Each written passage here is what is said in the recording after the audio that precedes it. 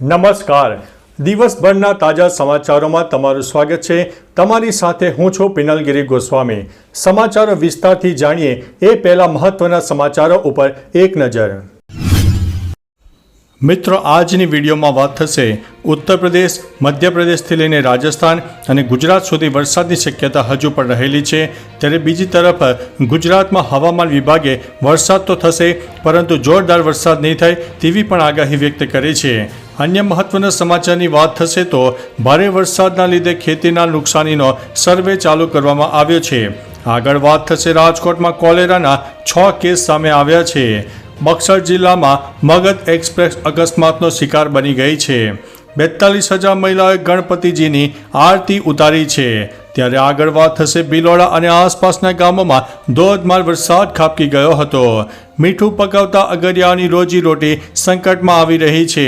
ત્યારે આગળ વાત થશે વર્ષો જૂની પરંપરા નિભાવી બાપાનો ગાર્ડ ઓફ ઓનર આપવામાં આવ્યો છે. ત્યારે આગળ વાત થશે પૈસા ડબલ કરવાનું કહીને દંપતીએ 3.87 કરોડ રૂપિયા પડાવ્યા છે. ત્યારે આગળ વાત થશે શાકભાજીના ભાવ અત્યારે આસમાને પહોંચી ગયા છે. ત્યારે આગળ વાત થશે અંબાજીમાં છેલ્લા 22 દિવસથી આંટા મારતું રીંછ અંતે પકડાઈ ગયું છે. હવે મિત્રો સમાચારો વિસ્તારથી.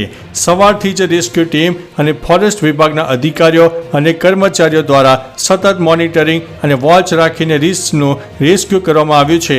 રાત્રિના સમયે રીંછને ગન વડે બેભાન કરીને ગબ્બર નીચે લવાયો હતો. રીંછને પકડવા માટે અલગ અલગ ટીમો બનાવવામાં આવી હતી. 5 પિંજરા પણ મૂકવામાં આવ્યા હતા. રીંછને ફોરેસ્ટની ઓફિસ લઈ જવામાં આવ્યો હતો. ત્યાં લઈ જઈને ઇન્જેક્શન આપીને ફરી હોશમાં લાવવામાં આવ્યો હતો. મિત્રો, અન્ય મહત્વના સમાચારની વાત કરીએ તો શાકભાજીના ભાવ આસમાને પહોંચ્યા છે. ભારે વરસાદને કારણે હોલસેલ શાક માર્કેટમાં લીલોતરી શાકભાજીની આવક પણ ઓછી થઈ રહી છે. આવક ઘટતા શાકભાજીના ભાવમાં ધરખમ વધારો થયો છે. કોથમીર 400 રૂપિયા કિલો, મેથી પણ 400 રૂપિયા કિલોને પાર થઈ ગઈ છે. આ ઉપરાંત ફ્લાવર, રીંગણ, ગિલોડા સહિતની લીલોતરી શાકભાજીમાં પણ વાતાવરણની અસરથી ભાવ વધારો થયો છે.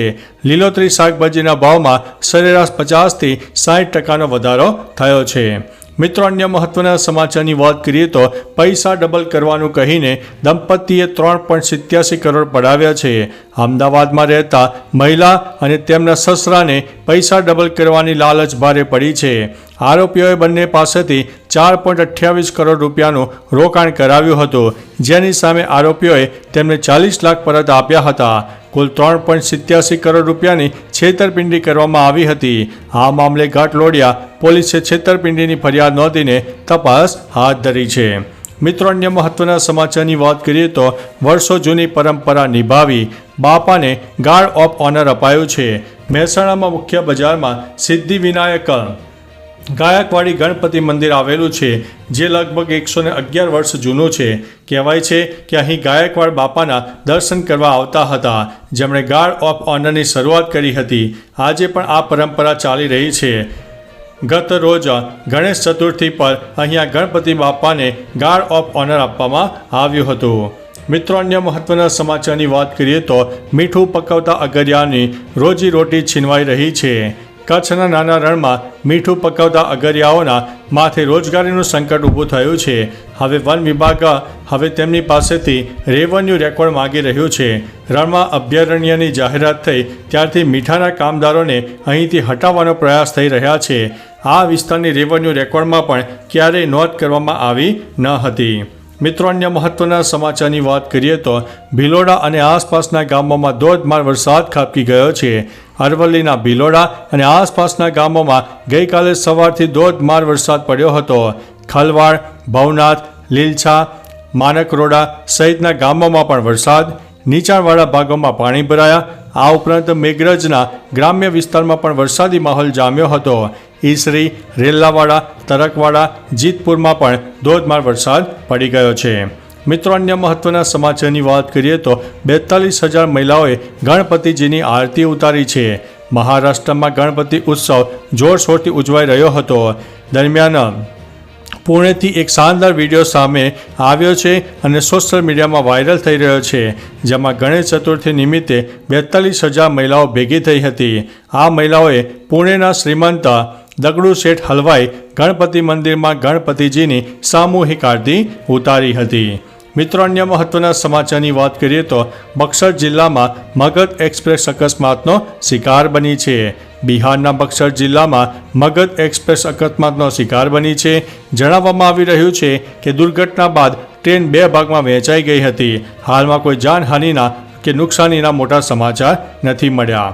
મિત્રો, અન્ય મહત્વના સમાચારની વાત કરીએ તો રાજકોટમાં કોલેરાના 6 કેસ સામે આવ્યા છે. રાજકોટમાં વરસાદ બાદ પાણીજન્ય રોગમાં વધારો થયો છે.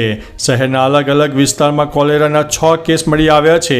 હાલમાં રામનગર વિસ્તારને કોલેરાગ્રસ્ત જાહેર કરવામાં આવ્યો છે અને જિલ્લા કલેક્ટરે જાહેરનામું પણ બહાર પાડ્યું છે. કોલેરાના કેસ મળી આવ્યા બાદ વિસ્તારમાં ખાણીપીણી અને પાણીજન્ય રોગચાળો ફેલાય તેવી દુકાનો બંધ રાખવામાં આવી હતી. ઉલ્લેખનીય છે કે સિવિલ હોસ્પિટલમાં દરરોજ 2000 દર્દીઓની ઓપીડી પણ નોંધાઈ રહી છે. મિત્રો, અન્ય મહત્વના સમાચારની વાત કરીએ તો ભારે વરસાદના લીધે ખેતીના પાકને નુકસાન થયું હતું અને નુકસાનીનો હવે સર્વે ચાલુ થયો છે. રાજ્યમાં ભારે વરસાદને કારણે થયેલા નુકસાનીનો સર્વે હાથ ધરવામાં આવ્યો છે.